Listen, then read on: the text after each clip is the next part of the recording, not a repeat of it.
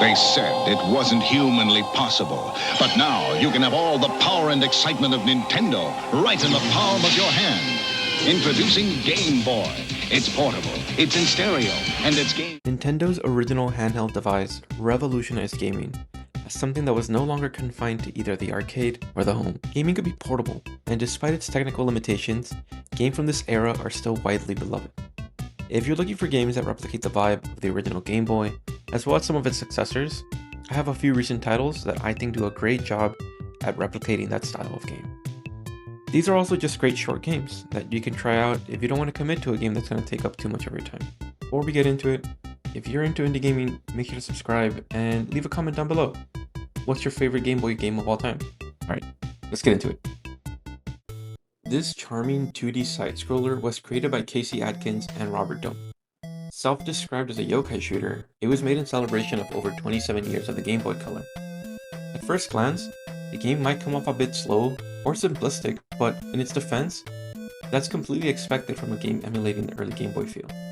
I will say, it ramps up the more you get into it. In Skalost, you play as a little skeleton guy that I think kinda looks like Mew, as you traverse through a massive well and uncover what happens to your missing family.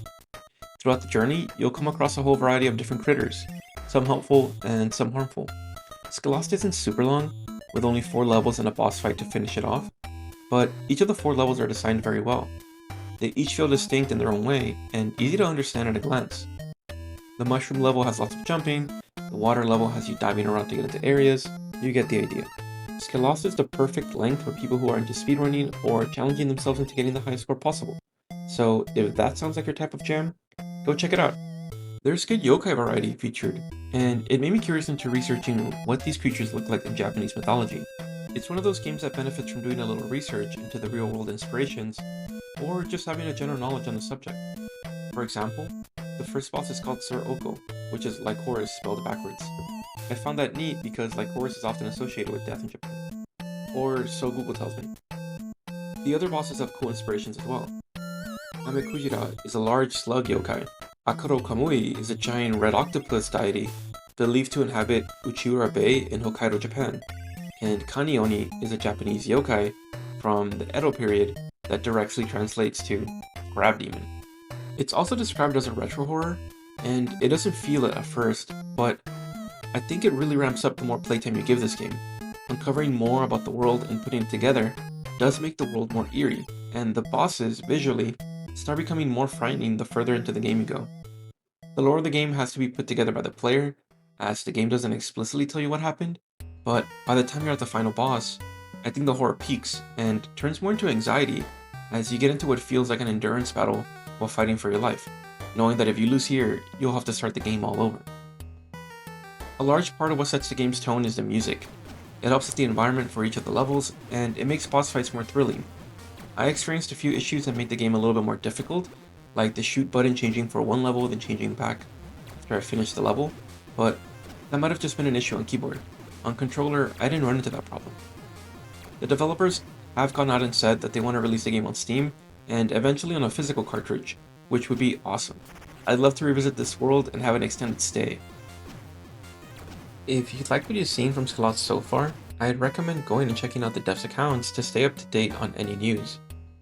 Ultimately, I'd recommend Skalost if you're looking to kill a few hours and want a good challenge. If I had to describe Slumbernapped in one word, that word would be whimsical, which is kinda neat for a game so heavily centered around dreams. We don't have the full game yet, but the demo has been out for quite some time, and the solo dev Kappa Wumpus is actively working on the project. From what I've gathered so far, the story centers around a young boy whose brother has been kidnapped by the King of Nightmares. He's taken your brother to the Land of Dreams with the intention of using him for his nefarious plan. You set out on a journey to save your brother, equipped with the deck of cards your father has given you. You'll team up with a cast of lovable characters, like the brother of the King of Nightmares, the first good dream, and Blingson, the maker of dreams. Slumbernap has a lot going on. It's a mix of platforming, deck building, and turn-based combat, all packaged in high-quality pixel art. The combat sees you using your cards to face off against all different types of creatures, including an ant, an anthropomorphic hole, a housefly, an apprentice mechanic cat, and a fast flung test. The combat goes off the speed of different characters and their abilities, meaning that you can attack twice in one turn before your opponent does. It's a cool way to keep combat fresh, and I found it a pleasant alternative to the usual I go you go that's common in most turn-based combat games. Cards also fall into different categories, those being Alpha, Beta, and Omega, and using 3 cards in that combination grants you an extra chunk of damage. Oh, I forgot to mention that during combat, pressing your attack button at the right time can grant you a critical hit, and if you press while your opponent is attacking you, you'll get a defense bonus that lowers the amount of damage you take, making sure to reward you for not just smashing A through your combat. While the combat of Slumbernapped is good, I found everything else surrounding it much more interesting. The world of Slumbernapped is full of life, and characters constantly had something witty or interesting to say. The game is full of humor, and it reminds me of some of my favorite parts of Undertale. The moments where you're looking for characters to interact with, just to see what they got to say. One example being the pup who you go to save your game, talking about his owner, the Dark Lord, the first time you talk to him. Then, seeing Death for the first time, and realizing that's who the pup must be talking about. I found my time with the demo an extremely fun time. I'm excited to see more of this world, meet more of the funky characters, and see the story resolve. You could say I'm losing sleep over playing more of Slumbernapped. I can say that I was pleasantly surprised by tactical espionage Magic Gear, not only by how faithfully it recreates the feeling of booting up a Game Boy game, but also by how surprisingly difficult I found this game. Maybe it's just me being rusty at stealth games, and being inexperienced with 2D stealth games, but I went into this game thinking that surely 2D stealth games would be easier than 3D ones. Right? There's one less dimension you gotta worry about. Well, I was wrong. 2D also means there's one less dimension you have to work with. Made by Roger Goulart and with music by Ansimas, Magic Gear wears its inspirations on its sleeve. Or glove? That joke will make sense in a second. But back to what I was saying. It's very clearly inspired by games like Mega Man and, you guessed it, Metal Gear. It does them justice too. The game feels exactly how I remember a Mega Man game feeling, albeit slower in pace, and that's mostly due to the stealth game aspect of the game, which I thought was implemented nicely. It plays a pivotal role into how you go about traversing the stage. Try to go through it too fast, and you'll trigger alarms and make the game hell for you. In Magic Gear, you play as Pax, an agent of the GLOW, or Glowforce. I'm unsure what GLOW stands for. I don't think it's explained in the game, but you're tasked with rescuing your comrades who were captured in the Silent Forest and taking down the machine that captured them. As Pax, you'll have access to a magical glove that allows you all sorts of cool abilities, but not straight away. And I found myself struggling more through the early half of the game before getting access to the glove's abilities, as they made staying in stealth much easier.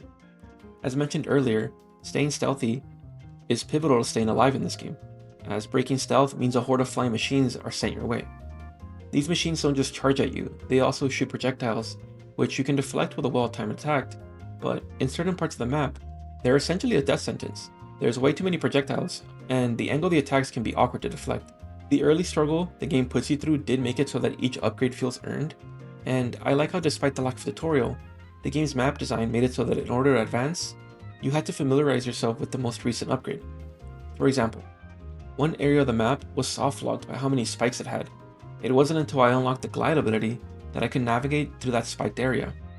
Another made it so a certain section was unobtainable with just one jump, so you had to go and find the double jump upgrade before going back and seeing what lay in store for you. The magical upgrades could be obtained by freeing your captured glow comrades, which was needed in my opinion. I think freeing them and also having to go find the upgrades would have been too much for a game that's already a bit slower than most platformers. I also found the final boss fight really well designed.